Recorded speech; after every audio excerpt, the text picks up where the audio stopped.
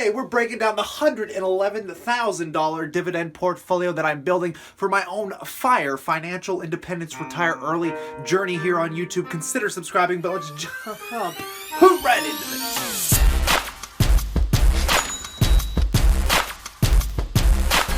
Welcome back, passive income investors alike. My name's Kyle Livingston. Today, before we hop into my own Scotia iTrade, my trading platform, and show you my individual stocks and go over some of the updates heading into this weekend, guys, I want to give you a few updates. Thank you so much to the 358 subscribers, and consider subscribing, guys. I'm working so hard to document my journey and my dividend increases and my own personal goals, and I just want to tell you some updates that have been going on.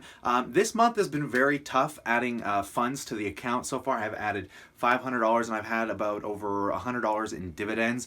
This is a slow month for dividends. I think next month we're going to be bringing about $700 or $800 in. But currently we're dripping about $4,707, or almost $400 a month on average if you divided it out. Man, oh man, there's been a lot going on as well, guys. The only company I hold in my entire stock portfolio that doesn't pay dividends is Tesla, and I have good reason to own it. But I posted a really cool video. I found like the best moments in their annual stockholder meeting that you can check out in the video before this. I'll leave the link in the description below if you want to check that out. Other than that, the most exciting things going on is Microsoft. I don't know what is up with Microsoft in my account, but it's up 30% since I was buying it a little while ago, and I don't feel like selling my tech stocks right at this moment. I think I might even hold on to a Microsoft and Apple forever, though I am thinking about sharing down my size in Apple. And before I get too much more into this, how about we just head over to my trading platform and I'll meet you guys back here after.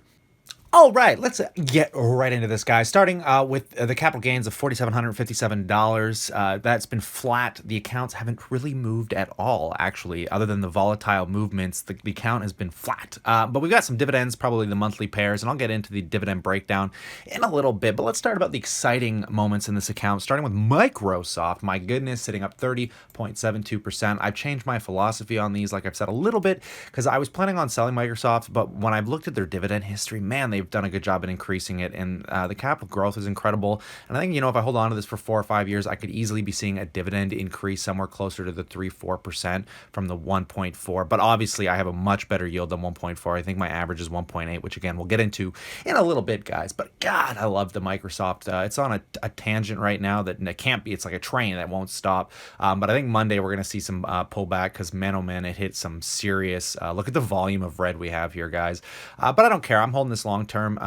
But the reason my philosophy changed a little bit was I put Microsoft and Apple in the same basket, where I wanted to essentially sell Apple off, not all of it, but about $5,000 or $6,000 worth. If this got over 20 grand, and it did once. It just touched it, and I didn't bother. Maybe I should have. It would have been pretty good, but just to kind of average out and balance my portfolio, and then buy something that's a little bit higher yielding with the dividends. But if Apple can prove me wrong and increase their dividends enough over the short term, guys, I might consider holding those shares, but I really doubt that's going to happen. So I'll probably average this back down to about 15,000 once it gets well over, the 20-30% version like our Microsoft is currently sitting at. I still love this company. If there's only one company I could ever hold in the world, it would be Apple. So it's a company I never want to fully sell off, but usually I don't get comfortable when these companies start way over averaging certain parts of my portfolio. I like seeing just a general, I just like seeing it generally averaged at a max around $15,000. So, and plus again, I just can't see me living off these dividend yields. They suck. So if they don't increase them, I will have to be leveraging down just to bring up my average dividend.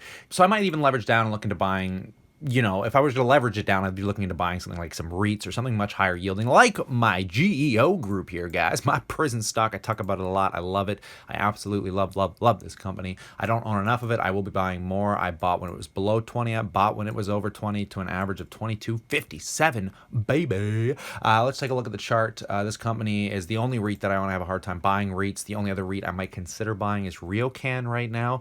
I just have a hard time with these guys because they're usually a little sketchy, a little scary. But in hard times, this is one of those companies where it's proven track record of flat.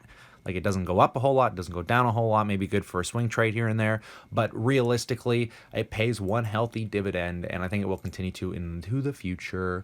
Now, moving on to my utilities, we got Northland Power and Southern Company. Southern Company's been on a one heck of a track here, guys. It's like a train that can't stop either.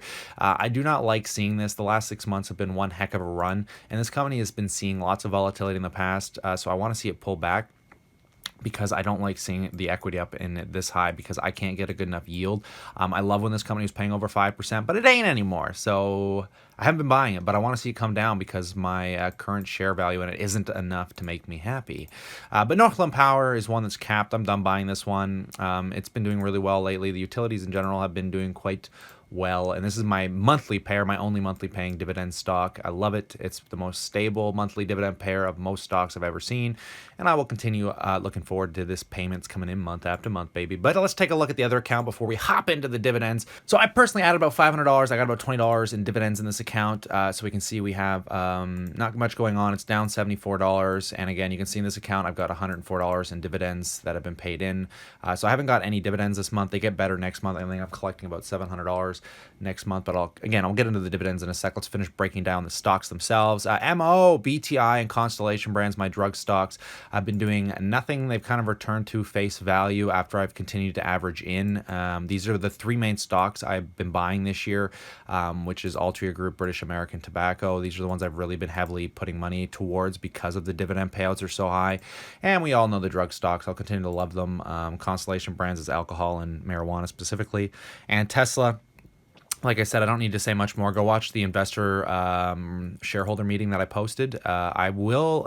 I have to find a month, guys. Like I said, it might not be this month, it might not be next month, but sometime this year, I'm hoping the stock stays kind of suppressed, because what I want to have happen is a month where I'm doing really well, which is usually September, October, November months, where I'm caking in huge money. Or even wedding month for me is August. I do a lot of weddings, performing, DJing, whatever, and I actually bring in a super healthy amount. So I want to be able to keep my dividend goals up, which essentially I'm just trying to raise my dividends $100 every month on average, and then essentially when I can reach that goal, I'll start buying the higher growth companies like Constellation Brands and Tesla.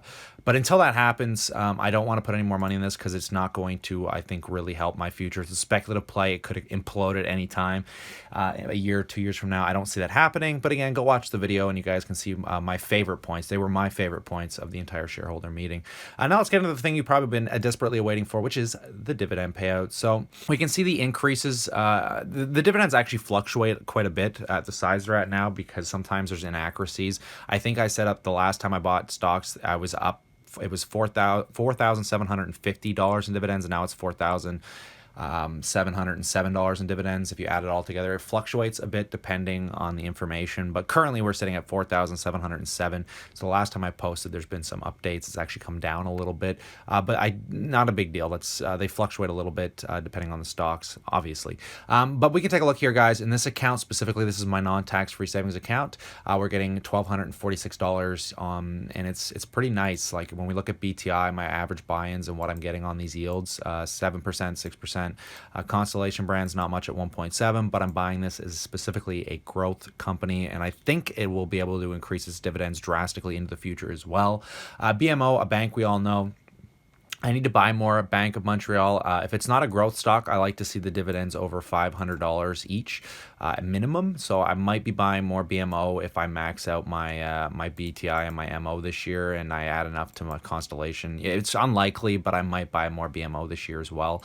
But let's head on over to this account. So this is where we're really seeing the dividends come in, because this is my tax-free savings account with much more money. So as we can see, going into July, this account alone is going to pay me $541, and this account here in July is going to pay me $110.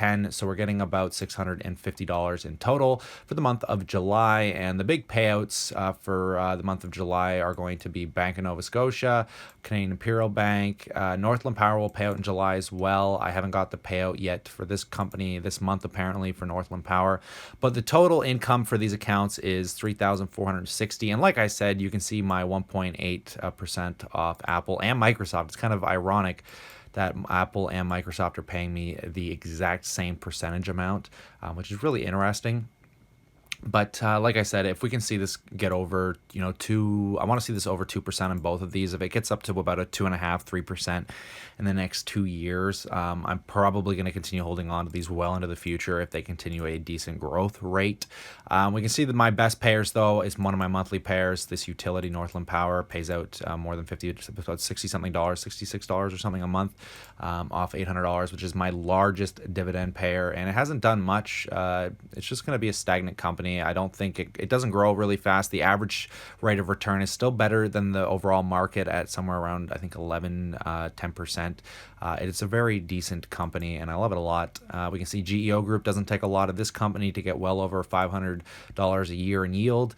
And Southern Company, the reason, like I said, that I don't like it right now is because it needs to come down. I average 5.71% yield, but I would love to see me be able to funnel some cash in this, hopefully either at the end of the year when I can recontribute to this account, or off dividends when it takes a big dip, maybe sometime this year, to fork some more money into this and try and get it over a $500 yield, which will probably take at 5%. How much money would that take? Maybe another between 2,000 and 5,000. Not even. I'm gonna say around 3,000 or 4,000. If I can get 3,000 or 4,000 in here, would be well over $500 at the current yield if it's around 5%. Finally, guys, if you haven't seen my performance update, I don't have a performance update for April. I really wish, or April. My goodness, we're well past April, into June here, guys. This account updates every month, but I wish it showed interim, like intermediate, every week, because man, the volatility was wild. Decline, but literally within like a few days, I essentially went from 112,000 all the way down to 107, and now I'm all the way back up to 111. So there is a lot of volatility in owning individual stocks, but I'm comfortable with that. So again, if you guys enjoyed any of this content, I would really appreciate listening to your own personal financial independence journey down below, your own FIRE journey, because I'm guessing that's why you guys are here, is because you are dividend investors trying to grow perhaps an M1 Finance account or a Robinhood account, and we all have to start somewhere, guys. This is what 6 years of investing and trading has kind of looked like, and how I've built my own personal investment portfolio, guys. So I hope you enjoy this. I hope you stick around and you continue to watch all these awesome updates. So stay cool, stay awesome, guys. I look forward to chatting to you tomorrow.